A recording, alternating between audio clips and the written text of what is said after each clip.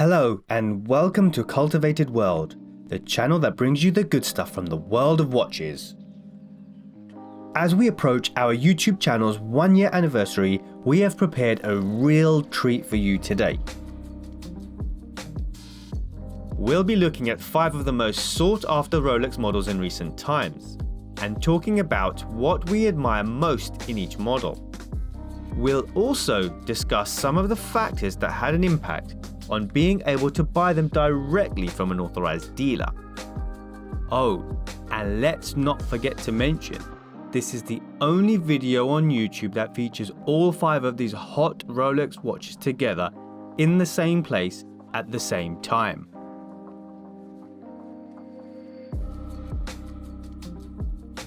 The first in this mega lineup is the GMT-Master 2, with the black and blue bezel and the Jubilee bracelet, affectionately called by some as the Batgirl.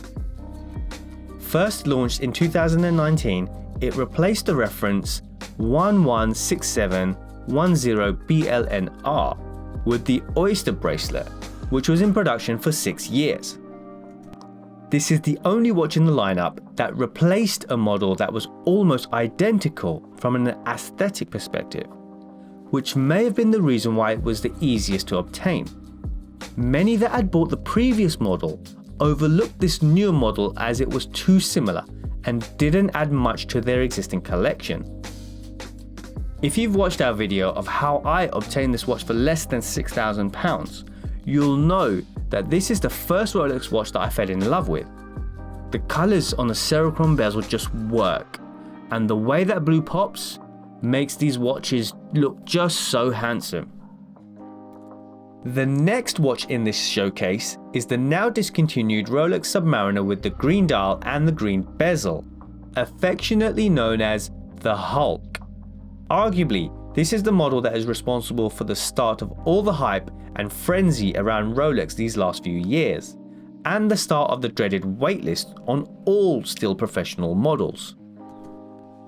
This watch was seen by many as the most superior variant of the most popular model in the Rolex range, so there are no surprises that this was going to be difficult to obtain.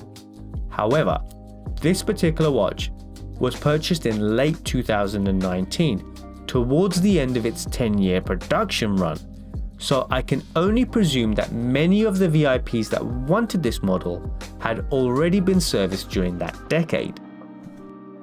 Any guesses as to what makes this Submariner so special? Yep, it's all that green. It was a bold choice to have so much green on a watch, but it just works and has been the inspiration for many watch brands. Just look at all the green releases this year alone. I'm not sure this would have happened without Rolex paving the way. Just look at the light dancing on that dial. It's simply stunning. The way the colors go from bright emerald green to a dark Sacramento green is just hypnotizing. It's easy to see why it captured the hearts of so many and why the replacement model had such large shoes to fill.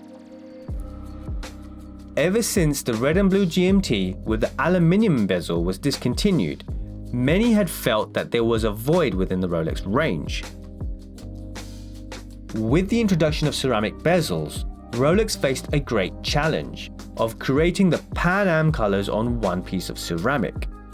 I believe this is the reason why the black and blue bezel was introduced first, as it was more simple to create. Once Rolex managed to create the red and blue bezel in ceramic and introduced it onto the steel GMT in 2018, the so-called Pepsi was back. After such a long hiatus, the launch of this new red and blue bezel GMT brought with it huge amounts of hype and was something even VIPs had to wait to get their hands on. Saying that, it was another steel GMT, and if you already had a modern steel GMT, you may have decided to pass on this model, especially if you weren't fond of the Jubilee bracelet. The Rolex GMT with the red and blue bezel is simply an icon. Next to the Submariner, it has probably spawned more homages than anything else. The red and blue works so well together and gives it more of a sporty feel than its black and blue counterpart. It truly is a special watch. The Sky-Dweller is the newest kid on the block. It's the newest model in the Rolex range and was only introduced in 2012. Initially only available in precious metals, Rolex made us wait 5 years before the Sky-Dweller was available in steel. Although the steel Sky-Dweller looks great in all 3 color options, the model that stands head and shoulders above the rest is unquestionably the one with the blue dial. Analyzing the prices on the grey market, it's clear that this is the most sought after color and definitely the most difficult to purchase through an authorized dealer. Unlike any of the other watches in this showcase, there are no other models that preceded it. There is no previous steel Sky-Dweller, so this watch is new for everyone, making this watch particularly elusive. The Sky-Dweller is the most complicated watch that Rolex has ever produced, featuring an annual calendar that shows the date and month of the year, in addition to a GMT function which allows you to track the time in an additional time zone. This is a true jet-setter's watch. With the diameter of this watch at 42mm, it is clear to see that this is superior to the Datejust, and that big white gold fluted bezel just sparkles in the light. Combine that with the blue sunray dial and you have something truly spectacular. Lastly, and by no means least, we have the steel Daytona with the white dial. The daddy, the top dog, the big kahuna, and the holy grail for many. This is the original waitlist watch. As far as I can remember, there has always been a wait if you wanted a modern steel Daytona. Even before I was a Rolex fanboy back in the early 2000s, I knew that you had to wait if you wanted one, and that was for the previous generation. I don't think there is any doubt that Rolex intentionally keeps production low, which helps maintain its status. And why shouldn't they? It's absolutely their prerogative to do that if they choose to do so. It's well noted that authorized dealers receive fewer steel Daytonas than any other steel Rolex professional model, and this creates a real challenge for the authorized dealers as to who should be the lucky chosen few. I know this is a contentious subject, but logically speaking they should be offered to the boutique's best customers, and that doesn't include anyone that will simply flip them on the grey market to make a quick profit.